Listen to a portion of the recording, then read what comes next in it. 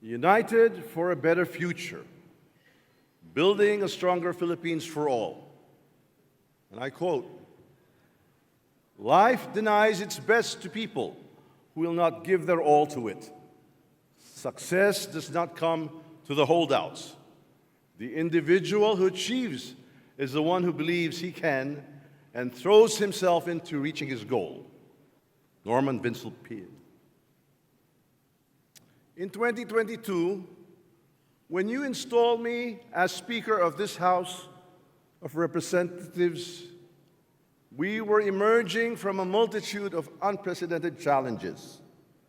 I stood before you then with the assurance that no one gets left behind and that only fairness and equitable distribution of resources for the simultaneous development of all regions shall permeate within the halls of Congress.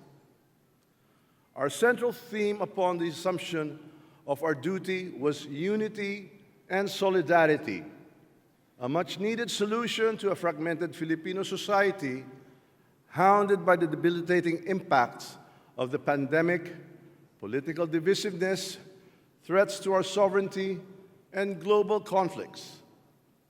The odds were stacked against us, and we were confronted with expectations to deliver beyond our imagination. Given the challenges, the 19th Congress ushered in a new era of legislative excellence. I've been privileged to win the support of a substantial majority of honored men and women who now comprise the House of Representatives. Your hard work and dedication greatly contributed to the success of the first and second regular sessions.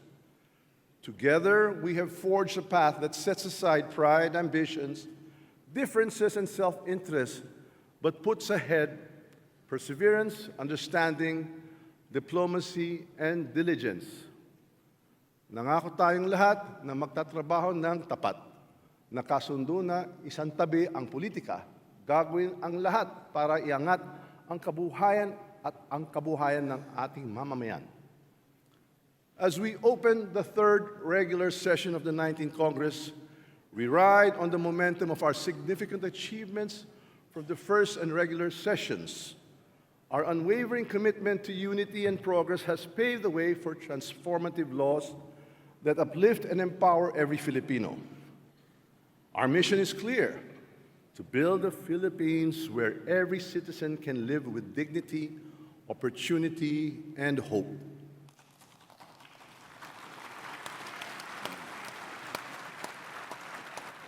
We are dedicated to creating a Philippines where dreams can be achieved and where every Filipino feels valued and supported.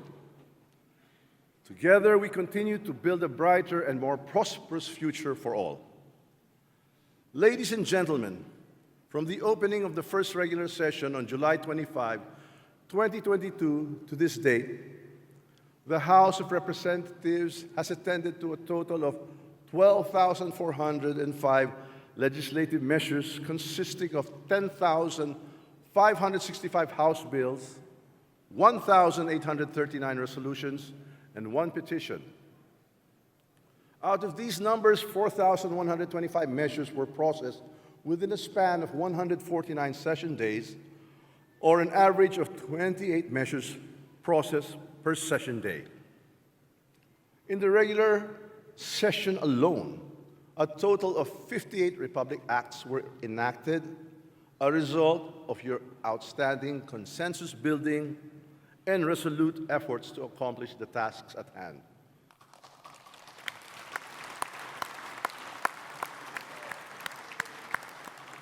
If we include the first regular session, the House has been instrumental in the swift passage of 77 laws, many of which are of national importance.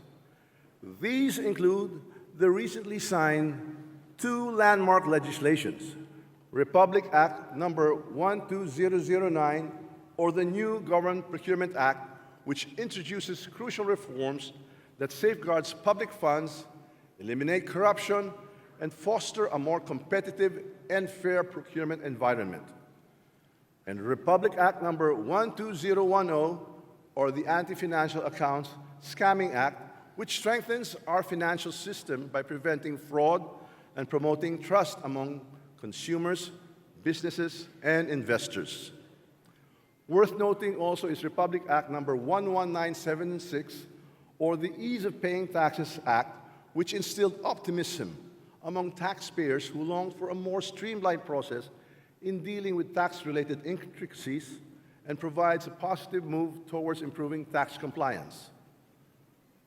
Laws aiming to promote economic development, such as the Maharlika Investment Fund Act of 2023, RA 11954, extending the availment of tax amnesty, RA 11956, One Town, One Project Philippines Act, RA 11960, Trabaho para sa Bayan Act, RA 11962, Public-Private Partnership Code of the Philippines, RA 11966, Internet Transactions Act of 2023, RA 11967, and Tatak Pinoy, Proudly Filipino Act, RA 1191, will generate and preserve and grow national wealth, drive inclusive local economic activity, ensure equitable employment opportunities for all, encourage private enterprise, and provide incentives to investors, boost and maintain a vigorous electronic commerce environment, and promote globally competitive Filipino products and services. We likewise take great pride in our endeavors to protect the environment and ensure sustainable development, as demonstrated by the enactment of RA 11995, or the Philippine Ecosystem and Natural Capital Accounting Systems, the PENCAS Act. The House of Representatives also gave significant attention to education and supported the passage of RA 12006, or the Free College Entrance Examinations Act, RA 11984, or the No Permit, No Exam Prohibition Act, and RA 11997, or the Kabalikat sa Pagtuturo Act.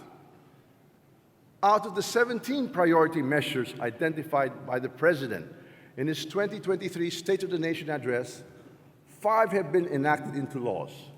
1 bicameral report ratified and presently under enrollment process, another one under deliberation in the Bicameral Conference Committee, and 10 remaining measures have been approved on third and final reading by the House, with one as early as November 2022. This amounts to a 100% approval on third and final reading by this august chamber of the 2023 SONA priorities.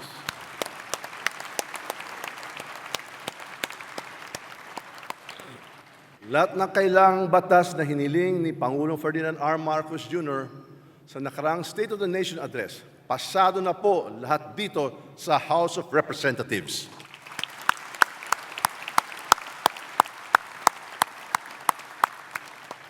We have done our homework. We address concerns on food, security, climate change, social protection, tourism, public health, public order, safety, among others. Our accomplishments reflect our proactive stance in catering to the needs of the people by passing this much-needed legislation that are tuned to the Philippine Development Plan and the 8-point socio-economic agenda under the medium-term fiscal framework of the President. In fact, the fruits of our overarching development agenda initiatives for the past 2 years are now slowly being felt across the nation. From the third quarter of 2022 to the first quarter of 2024, the Philippine economy experienced an average growth of 6.1%.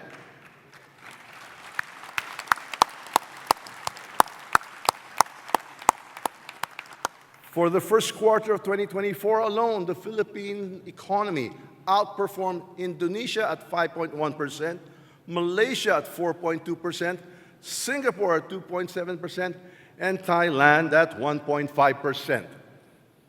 In May of this year, the National Economic and Development Authority stated that the country's target growth rate of 6 to 7% this year is achievable with the implementation of appropriate government policies.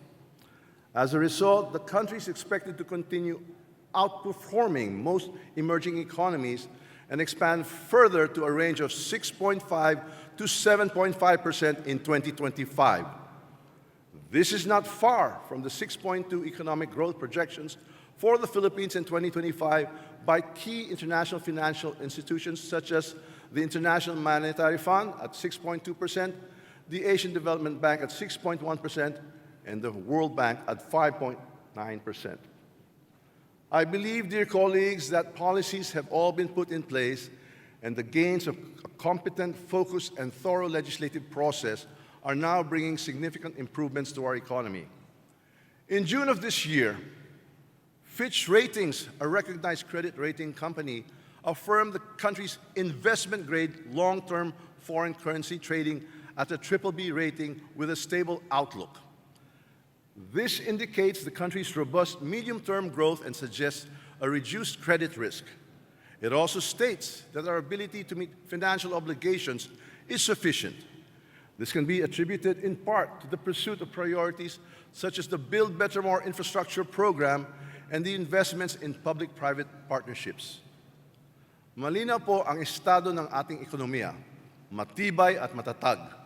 Pinagtitiwalaan hindi lamang sa loob ng ating bansa kundi maging sa buong mundo. In light of the recent approval on third and final reading of the amendments to the rice tariffication law, which seeks to remedy the widening gap between rice retail and farm gate prices, the House of Representatives welcomes and fully supports the move of the President to reduce the tariff on imported rice from 35% to 15% through the issuance of Executive Order Number 62. May I just add that in conjunction with the lowering of rice tariffs for the benefit of Filipino consumers, we will strive to provide all necessary infrastructure, technological, and financial support to increase the productivity and income of all our farmers.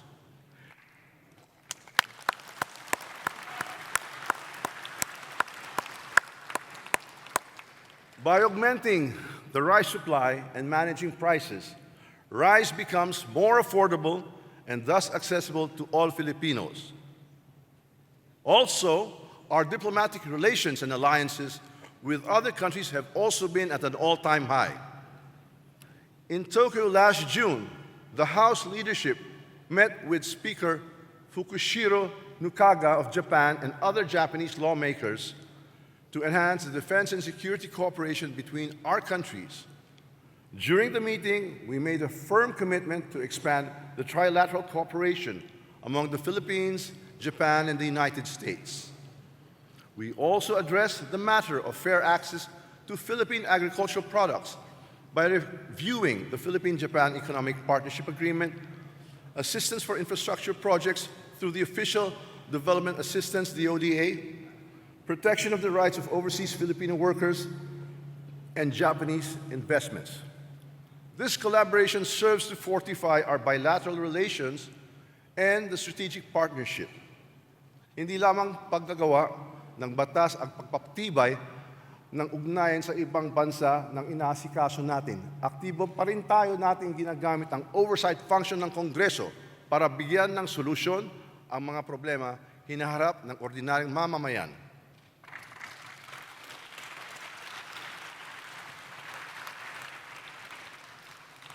In response to the most current and pressing issues, we have reiterated our relentless fight against criminal activities, particularly in the operation of illegitimate Philippine offshore gaming operators, which undermines the integrity of our legal and regulatory framework. We are also looking into the illegal drug trade to intensify our campaign against the proliferation of these substances. Comprehensive congressional investigations on POGO and illegal drugs are underway to identify and prosecute the perpetrators to the fullest extent of the law.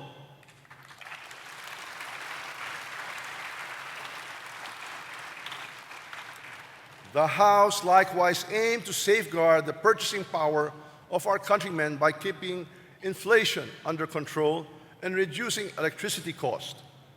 The Philippine Statistics Authority reported that inflation in June decelerated to 3.7% compared to 3.9% in May due to lower energy and transport costs. The amendment to the Electric Power Industry Reform Act, the EPIRA, which we must finish in December, is expected to further ease inflation. On health, a mega 13-story hemodialysis facility will soon rise at the National Kidney and Transplant Institute to serve every Filipino seeking treatment for free.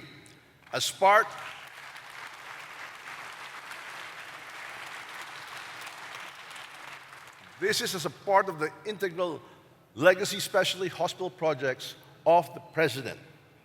Undoubtedly, the successful outcome of all our initiatives would not have been possible without the exceptional synchronization between the workings of the leaders of the House and our counterparts in the Senate.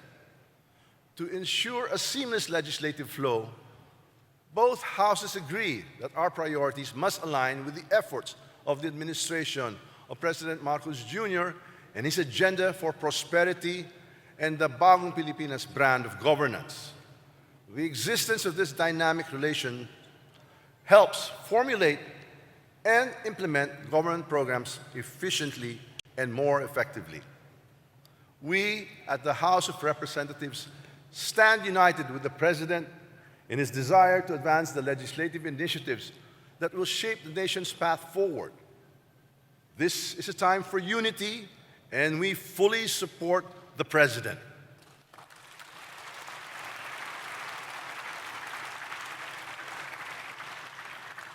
Thus, on June 25, 2024, the House and Senate leadership attended the 5th Legislative Executive Development Advisory Council, the LEDAC meeting led by no less than President Marcos Jr., wherein we committed to prioritize the passage of 28 bills under the Common Legislative Agenda before the end of the 19th Congress.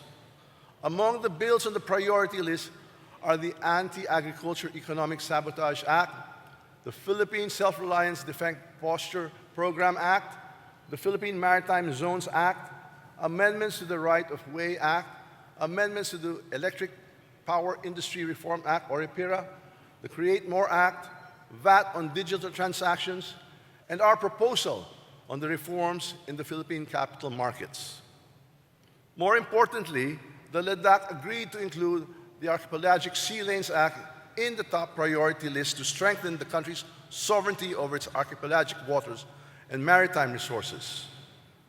In addition, we had decided to include 5 vital measures to the present LEDAC priority list, which brings to 64 the total number of LEDAC priority measures from the current number of 59.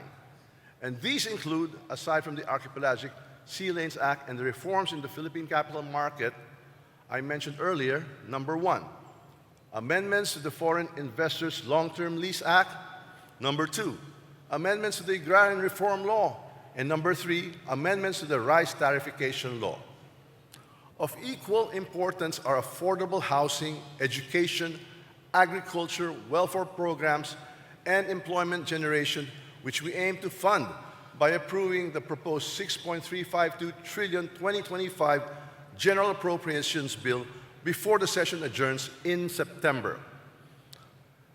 We have to continue building roads, highways, ports, school buildings, and climate change-proof structures to maintain and expand economic growth.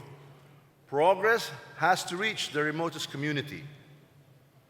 Today, I emphasize our commitment to pass the remaining priority bills before the end of the 3rd regular session. We are ready and equally determined to ensure that these critical measures are enacted to support our nation's progress and development. For this purpose, I expect no less than your usual cooperation and swift action. Tulad ng ginawa natin nung 1st at 2nd regular session, ibubuhos natin ang lahat ng lakas at panahon para maipasa ang mga batas na kailangan ng bansa. Esteemed colleagues, this 3rd regular session signifies a distinct period for everyone. To those holding office as 3rd termers, this may be the final stretch to offer and deliver what is most beneficial for your constituents. To some of us, this signals another era in which we must prove ourselves worthy of another term.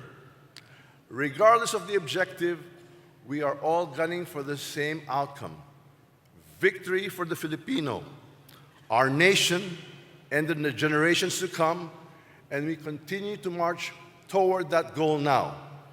I urge all of you, as I have done during the opening of the 2 previous regular sessions, to persist in perceiving this cherished institution as a stronghold of battles won, of glory attained through ceaseless labor day and night, relying solely on our commitment as members of the House to uplift us when our limits are being challenged. Rest not on our laurels, my dear colleagues. Our goal is to conclude the 19th Congress by upholding the principles of democracy, ushering in prosperity, and guiding a fair society. Let us give the Filipino people what they deserve, and they deserve more.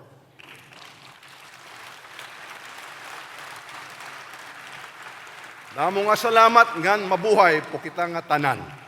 Mabuhay po ang sambayanang Pilipino, mabuhay po ang 19th Congress.